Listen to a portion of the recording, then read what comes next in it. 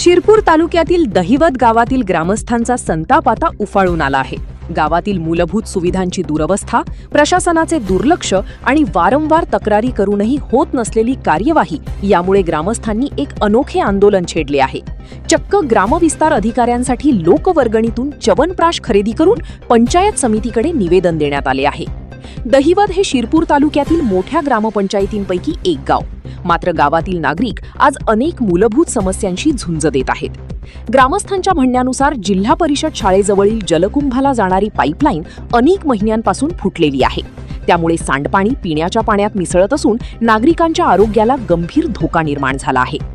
याशिवाय अंगणवाडी क्रमांक 6च्या इमारतीचे दरवाजे तुटलेल्या अवस्थेत आहेत।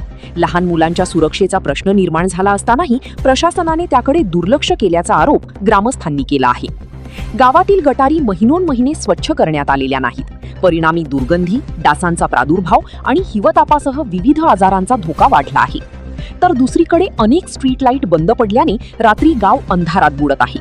यामुळे चोरीच्या घटनांमध्ये वाढ होत असल्याचे ग्रामस्थांचे म्हणणे आहे। वारंवार तक्रारी करूनही समस्या सुटत नसल्याने ग्रामस्थांनी उपरोधिक पद्धतीने लोकवर्गणीतून च्यवनप्राश खरेदी केला आहे।